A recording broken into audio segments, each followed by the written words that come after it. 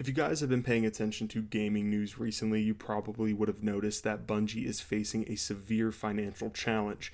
As of May 2026, Sony reported a combined impairment loss of approximately $765 million related to Bungie's underperformance, indicating that the studio is worth significantly less than the $3.6 billion purchase price from 2022. Bungie is facing these difficulties regardless of releasing Marathon, which I do think is a decent game. It's just not sticking with me, man. And honestly, nothing Bungie has done in the last decade has really stuck with me. Even Destiny 2's Prime, I never got into Destiny 2. I was a huge Destiny 1 fan, and as a matter of fact, that's what this video is about today. I want to talk about how Destiny 1 was the pinnacle live service experience. Now, I can already see the comments, technically World of Warcraft is the best live service. Dude, no, okay? First of all, this is my opinion, but I do think that there's a legitimate argument as to Destiny being one of the best online live service games of all time. So let's just go ahead and dive into it. Dude, where do I even start with the lore of Destiny 1? This game hooked me on its story, which I know it gets criticized for not having a good campaign or whatever, especially around the time that Destiny 1 was really in its prime. There was a lot of criticism for people, surrounding the campaign or whatever. I mean, come on, you get resurrected by this robot guy when you come to your senses, that you find out, the world has ended, you're fighting aliens, you have superpowers, and you're learning about humanity's expansion into the solar system, going to Mars, Venus. Dude, that stuff was so cool. And all of the different enemy races. It was all amazing, and there was so much world building, and it just had so much going for it. Destiny has some incredible lore, and I do like where Destiny 2 took, the series story-wise for the most part. But I do remember going back to the final shape when that came out, because that was gonna basically solve one of the biggest mysteries in Destiny, and that was, what was going on with the Traveler. That was something that, had me so hooked from the second I picked this game up in 2015, was the mystery behind the Traveler. I was obsessed. It was such a cool thing. It's such a cool idea to have in a story like this. But I remember just being so disappointed by the final shape. I do not like how that played out at all, man. Basically, the conclusion is that this darkness that we've been fighting the whole time, aka the Witness, which was revealed, I believe, in Witch Queen, he was a species that was betrayed by the Traveler. The Traveler abandoned him, and we don't really get much explanation on the Traveler still, and it was kind of serving as a purpose to be oh well, it's not just good versus evil. It's there's nuance to it, and you can have sympathy, which is good. It's good storytelling, whatever.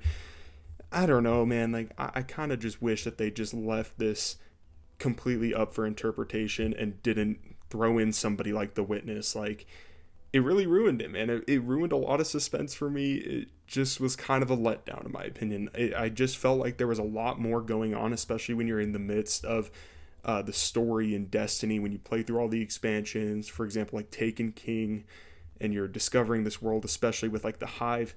It was so cool, and then it just the main villain, the Witness, was just kind of a letdown, in my opinion. I was expecting someone so menacing, so intimidating, but honestly, let's go ahead and look at the King's Fall raid for a second, okay? This was the Taken King raid in Destiny 1.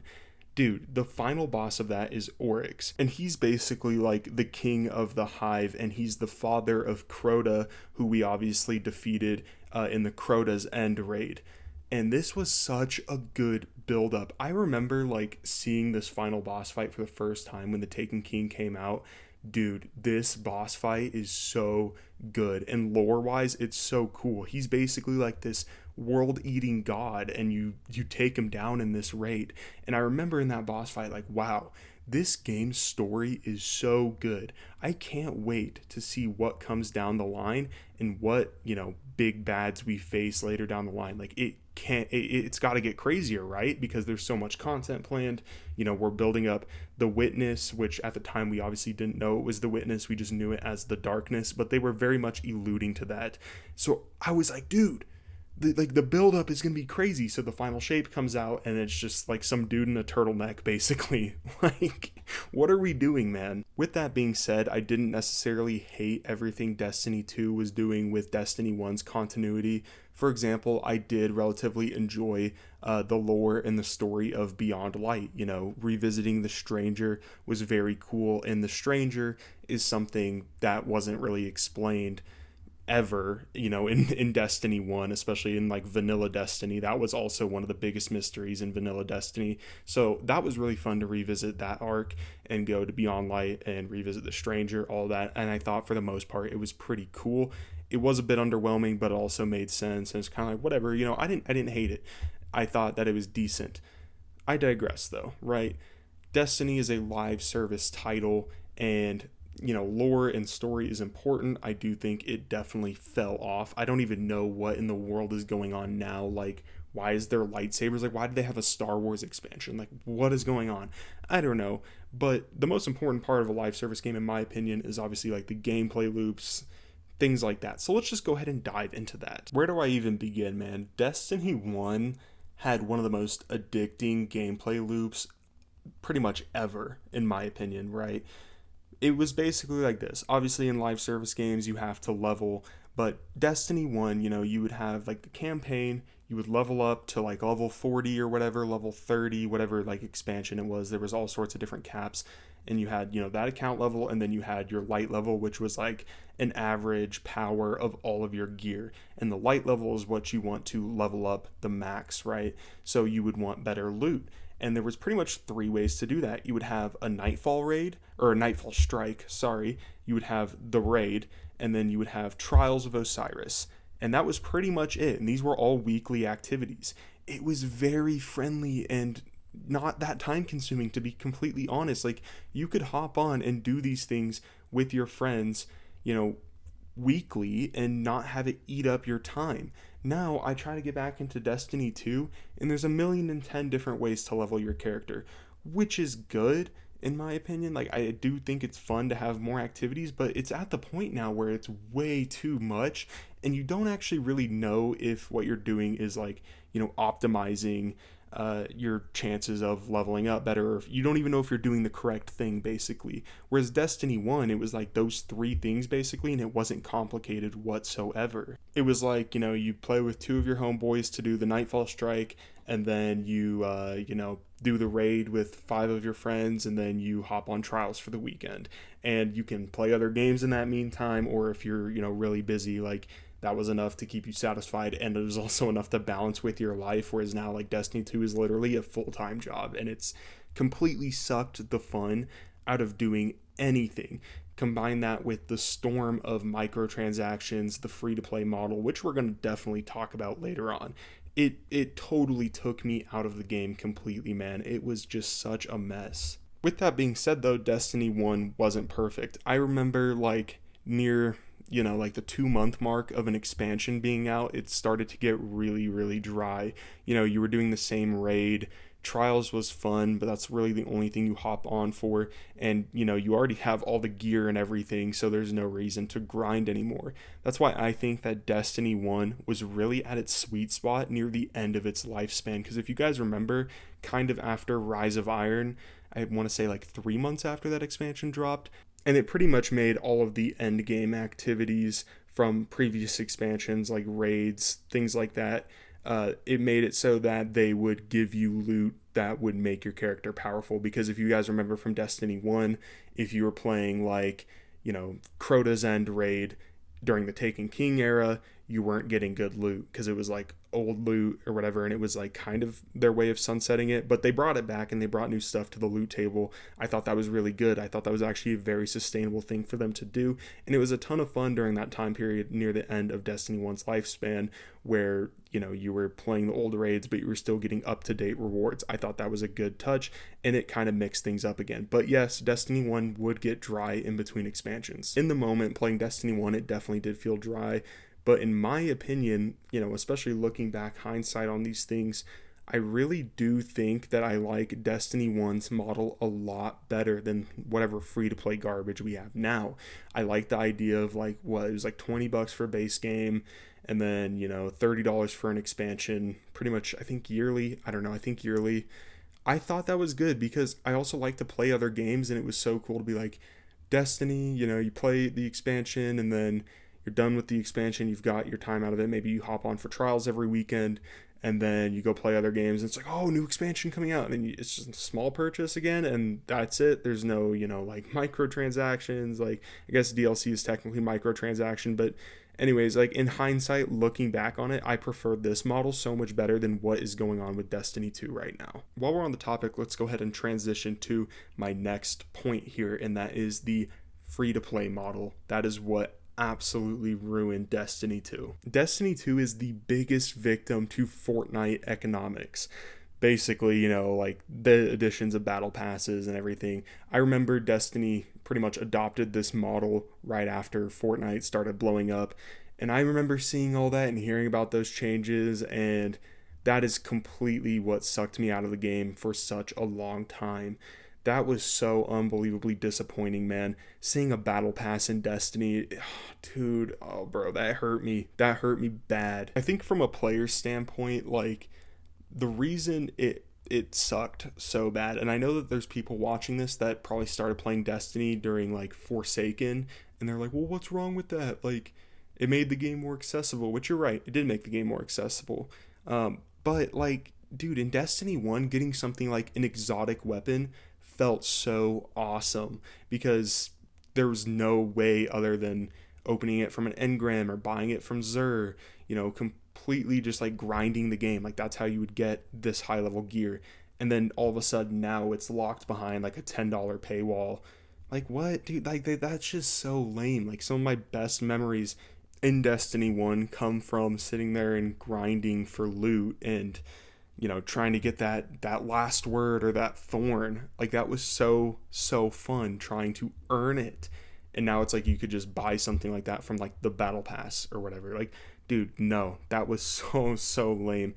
And yeah, on top of that, the DLCs got way more expensive. I remember DLC was like $30 and now it's like 50, and then it's just like, I don't know, there's like legacy collections. There's 1,010 different microtransactions now in Destiny 2. And I know some of you guys are going to comment the fact that like Destiny 1, people weren't a fan of the DLC model, which I understand. I totally understand that because it kind of was a building block towards this point of the game. But I do prefer that model as a consumer myself. I prefer that model so much better because it was more friendly to your time and it was also more friendly to your wallet. And yeah, and not to mention the fact too that like I log on Destiny 2 recently and I'm like, oh, like this looks like a cool end game activity. It's like a raid or strike or something. And keep in mind, I got like the expansion from PlayStation Plus, so I'm like, okay, I own the expansion. Dude, I go to this raid and it's locked behind a paywall. Like, what? And it was part of like the weekly content, and it wasn't like connected to an expansion because I actually got the legacy edition from PlayStation Plus, so I had everything, man.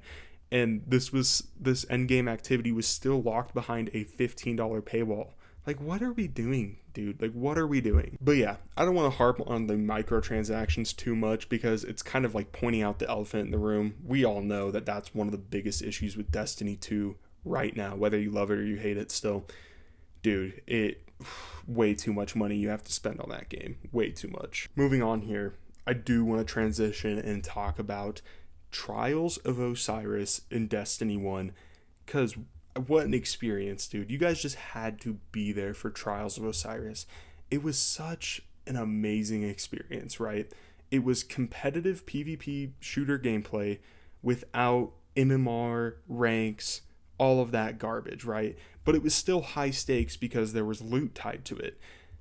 I mean, what a time, dude. Such like one of the best features in video game history. I love Trials of Osiris. I love the original Trials of Osiris, at least. And like I just said, like one of my biggest issues with PvP games nowadays is just the constant like matching people with your skill and hidden MMR, ranked modes. Like all of this stuff was so annoying when it first started to like hit the mainstream with all of these FPS games. Like I love Trials of Osiris because it was like you queue, you play who you play, and you're competing for in-game loot that you could take with you and add to your character's stats or whatever. You know, there wasn't like a rank system. You could play the best, like a top 1% player with a 5 KD that was solo carrying, or you could be playing against some absolute trash cans. And just the way it was set up was so good. Like the more wins you get on your card, the better players you're going to play against statistically, the more competitive it gets. It was just so fun, you know, and it really wasn't that serious. It got heated, bro. It got heated, but like you could always, you know, switch to another character or whatever, and or you wait till the next week, or you could play Crucible. Like, I don't know, man. It was just so fun to have that one weekend event every week that you had a shot at, you know, going to the lighthouse and getting a crap ton of loot, just further compounding the gameplay loop's addictiveness and how great it really was. And then fast forward to Destiny 2's PvP state, and it's literally unplayable. And it seriously, Destiny 2's PvP has been unplayable for as long as I can remember. I think the expansions that I've played seriously, which doesn't even compare to my time in Destiny 1, are like Witch Queen and Beyond Light. That's really it. And I just remember like Crucible during that time was so unbelievably insufferable. It was pretty much unplayable, and it hasn't really ever been better, especially nowadays. Like there's hackers in basically every online PvP game. Destiny, I remember, was a victim to that for a while. It just, I don't even know. And then they tried to do Trials of the Nine in vanilla Destiny 2. Like, dude, why? I think there was like lore reasons for it, but it's just another example of how going from Destiny to Destiny 2, they reworked systems that were already amazing and the player base loved into systems that pretty much just sucked and that drove a lot of players away. Trials of the Nine is an example of that. Moving on here, if you guys have also been paying attention, you probably would have noticed that there's been a huge surge in Destiny 1's player count, which is super fun to see. I've been having a blast on it. I re-logged on and, you know, just seeing people in the tower. It's such a good feeling. And I think it's time, man, and I think the Destiny community will agree with me on this. We got to move on, bro. Dude, Destiny 2 has to go. I haven't really been a fan of Destiny 2 pretty much like ever. I've dabbled in it here and there, but ever since it came out, I was never into it. I know that there's been people who have messed with it, which is cool, but yo, you have to admit that it is time to move on from this freaking game, dude. Let Destiny 2 go. Go back and play Destiny 1. It's peak. It's awesome. The servers are still up. People are in the tower having a blast. Dude, get off Destiny 2. Like, it's time to send that message to Bungie that it needs to go.